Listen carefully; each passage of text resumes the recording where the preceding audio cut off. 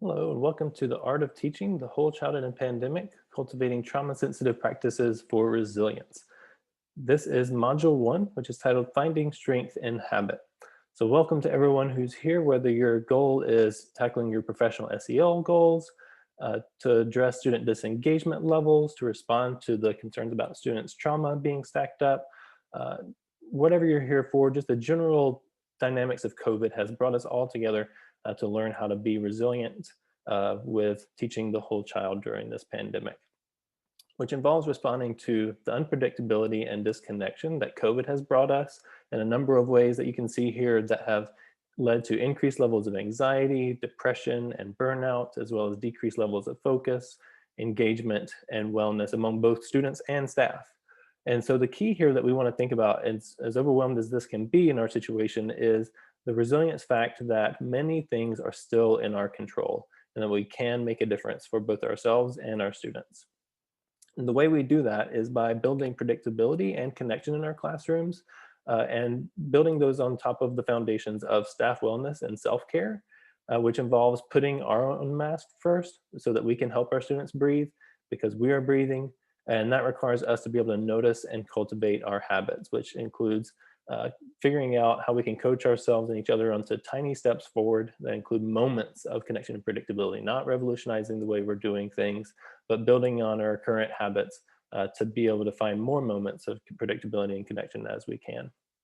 And so this is what today's core session is about. This first session is about taking care of ourselves and our wellness and cultivating habits. And so I'm sure you're questioning, why are we focusing on this instead of just diving right into the practices?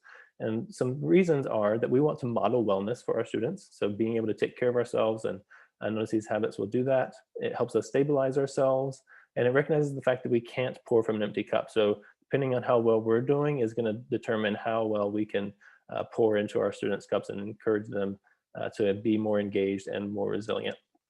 And it helps us practice self-reflection, which at the end of the day is going to set us up very nicely. We can't improve our habits without self-reflection. We can't improve our instructional techniques and our relationship building techniques without understanding the practice of self-reflection. And so this will be a core step forward throughout this course. So the objectives for this module is that you'll learn to understand the ingredients of habits, to notice the ingredients of your self-care habits and your stressors, and to cultivate more habitual self-care routines. So to do this, you're going to need about 20 minutes, some clear headspace, and the printed or digital version of the journal, which is accessible in your Google Classroom. And to do that, today we will start with steps 1 through 3 of this module before moving into next week. So you're already on the right track. Nice job for tackling this by starting the first video. I would encourage you to follow along, take some notes in this space that's provided to you, and we'll see some video that really brings that to life. So your first question probably is, what is self-care? What do you mean by that? Is this bath bombs and massages and chocolate and things like that? And yes, that's true, but we used to talk about things like that, like pampering ourselves, but self-care today is more like parenting ourselves. And so it goes beyond the physical realm into more emotional, spiritual, and relational ways that we can take care of ourselves. So it goes beyond what we traditionally think about that. And then habits. What do I mean by habits when I say that? What I'm talking about here is the fact that about 40 to 50% of our daily actions occur out of habit, out of routine, out of us not really noticing and thinking about what we're doing. It's just part of the flow of the daily grind. And so this is important to be aware of, that we have a lot that's going on automatically. And so if we can notice that and take hold of it, it can really make a difference, because this has become one of the latest ways of thinking about self-improvement and self-care, and it's not new. It's actually been around for decades, but there's a lot of awareness about how we can take hold of these types of habits to make sure we're not letting those drive us more towards anxiety, depression, and burnout, but we can let them intentionally drive our habits towards more focus, engagement, and wellness. So we're about to start a video. So I encourage you to grab your guided notes and follow along. This video will really help you flesh out what we're talking about when we say cue, routine, reward in those notes, because this is how habits work, from Charles Duhigg, one of the authors in those books that I mentioned. Imagine for a moment that you have a habit that you really want to change. Let's say, for instance, you go up to the cafeteria every afternoon and you eat a chocolate chip cookie. This habit has caused you to gain a little bit of weight. In fact, this habit has caused you to gain exactly 8 pounds, and your wife has started making some pointed comments. And when I say you, what I really mean is me, because this is a habit that I had that I just couldn't kick. To understand why that habit was so powerful and what it would take to change it, I had to learn how habits work. Every habit functions the same way. At first, there's a cue, some type of trigger that makes the behavior unfold automatically. Studies tell us that a cue can be a location, a time of day, a certain emotional state, other people, or just a pattern of behaviors that consistently triggers a certain routine. To figure out the cue for my craving, I spent a few days tracking exactly when the urge to eat a cookie hit. And what I noticed pretty soon was something interesting. The cookie craving always hit about between 3 o'clock and 3:30 in the afternoon. That was my cue. It was a certain time of day. The next part in the habit loop is the routine, the behavior itself. And for me, that was pretty easy to figure out. Every day between 3 and 3:30, I'd get this craving for a cookie. I'd get up out of my chair. I'd walk over to the elevator. I'd take the elevator up to the 14th floor. I'd get out. I'd buy a cookie, and then I would eat it while talking to my colleagues in the cafeteria. The last part of the habit loop is the reward. And in some respects, the reward is the most important part because that's why habits exist, so that we can get the rewards that we want. But figuring out a reward is kind of tricky. To figure out what reward was driving my habit, I did a little bit of an experiment. One day when the cookie urge struck, instead of going up to the cafeteria, I went outside and I took a walk around the block. Then the next day, I went up to the cafeteria, but instead of buying a cookie, I got a candy bar and then ate it at my desk. And then the day after that, I went up to the cafeteria again, but I didn't buy anything. Instead, I just talked to friends for about 10 minutes. You get the idea. What I was trying to do was test different hypotheses to figure out what reward I was actually craving. And what I figured out pretty quickly was it had nothing to do with cookies. It had to do with socializing. Nowadays, what happens is at about 3:30 in the afternoon, I absentmindedly stand up, I look around the office, I see a friend, I'll walk over and we'll gossip for 10 minutes, and then I'll go back to my desk. The urge to go get a cookie has completely disappeared. The new behavior has become a habit, and I've lost about 12 pounds as a result. Studies have shown that if you can diagnose your habits, you can change them in whichever way you want. So what are the cues, routines, and rewards in your life? What habit do you want to change? All right. So that is a great question. What habit do you want to change? And that will be the question that we will keep thinking about throughout this module series. But I think the first question we want to think about is what habits do you already have? And it's important to notice them in the way that Charles did, where he noticed what the cue is, what the time is, what the reward is, and what the routine is. So keeping those three components of a habit is going to be critical to moving forward. But first, we want to take a step in noticing how we're already taking care of ourselves and how we kind of operate, our habits operate by these rules of cue, routine, and reward. So in your step 2 in your journal, you'll notice there's an inventory here of a number of ways that we can be engaging in self-care, many of which you may not even, if you're like me, I didn't even think of it as a self-care habit. But I figured out that it's actually something that I'm doing pretty regularly and I want to stick to. And so that's the goal here, is to figure out what are some self-care techniques that you're already using and how do we make sure they stick so that you can improve your resilience and kind of see the reality of cues, routines, and rewards being in place in your own life. And so what to look for if you're thinking about what do I want to stick to is that you want to do the habit.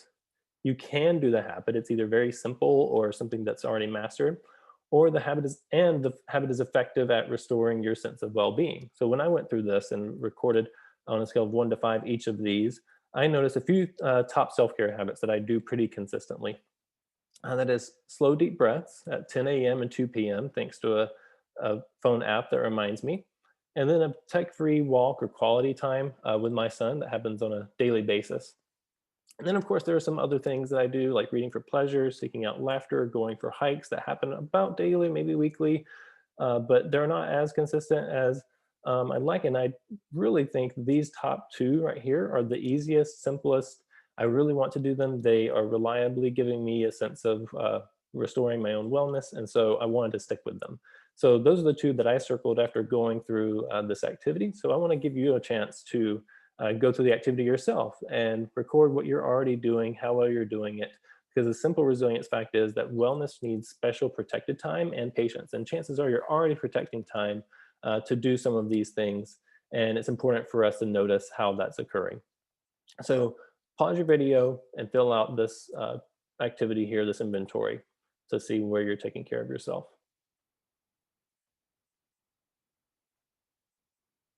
All right, now hopefully you're back with me and you are feeling successful and resilient, and the fact that you're already taking care of yourself in a lot of ways. So you already completed steps 1 and 2. We're going to move into step 3, which is being able to stick to one of these a few of these habits. So when I was thinking about these top 2 habits that I want to stick, I need to think about what is the cue that prompts me to do it, what does it look like, and what's the benefit of that routine.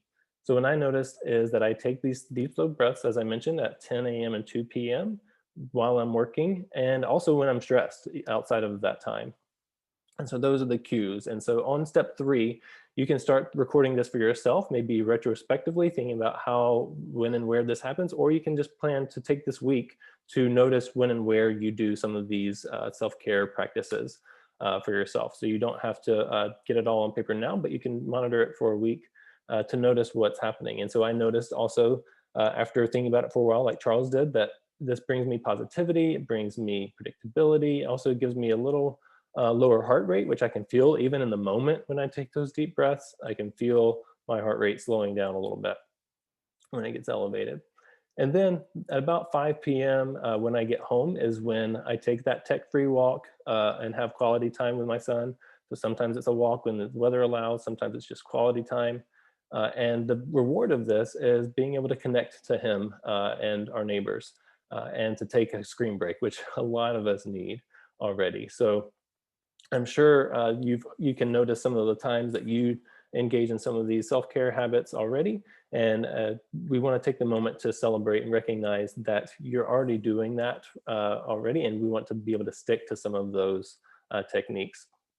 And so if you've done this, or as you're doing this week, you are done for this first few steps of thinking about what your plan is to stick to some key habits here for self-care. So take a moment to reflect on what's your biggest takeaway from this module in your notes. I will say that my biggest takeaway is that whether you're here for SEL goals, whether you're here for responding to student disengagement or encouraging and promoting students' wellness beyond the trauma that they're facing and during COVID, whatever you're here for, cue routine reward is going to be a critical way of thinking about how to take the next steps forward to improve your practice and your sense of well-being. So the next steps are to keep in mind that we are striving for progress, not perfection. So the first step that you're going to do is to notice these habits and your takeaway, and to share your upload your key takeaway and habit plan to stick into our course. There will be a question in there where you can upload that and just type it in. You don't have to scan the file or anything like that. Just type in what is your key takeaway, what is your habit plan for keeping your current self-care practices. Because at the end of the day, we can't pour from an empty cup. So this is a great first step to think about that. And then next week, a little preview is we're going to tackle steps 4 through 6, where we talk about burnout and adding ways to be able to navigate the fact that emotions are involuntary neurological responses. So they have beginning, middle, and end. And so we are kind of victims to symptoms of burnout. And so there's ways that we can notice this. And what this looks like is in this image that you see here. Every single day we encounter peaks in our day where we feel very successful, like that was the mountaintop of today. And we also encounter pits where we just feel like that was not, I felt less successful, the students were less engaged than I would like them to have been. And so in the next week, we're going to be talking about noticing what are your pits and your peaks right now. given our current dynamics and situation, and so that we can notice areas where burnout might be taking root in those pits, and also recognizing that we have peaks. Regardless of what's happening, there are positives that we can find in each day. So just a little preview. I'm sure you're wondering about, we mentioned burnout, but right now we're talking about, yeah, you're already taking care of yourself. Well, next week, we're going to talk more about how to take the next steps forward in addressing your burnout and identifying where your stressors are and how you can overcome those. So just as a reminder, our ultimate goal is building connection, the predictability and connection for our students, but we're building that on the foundations of staff wellness and self-care and being able to notice and cultivate those habits. And so you're already taking a great step forward of learning habits, which is the key way of thinking about moving forward for yourself and your students to be resilient. So thank you so much for tuning in. And if you want help, do not hesitate to reach me at this email. And I would love to help you out with any questions you have, concerns you have about the activities, so that we can continue to move forward with resilience. Thank you so much for your time today.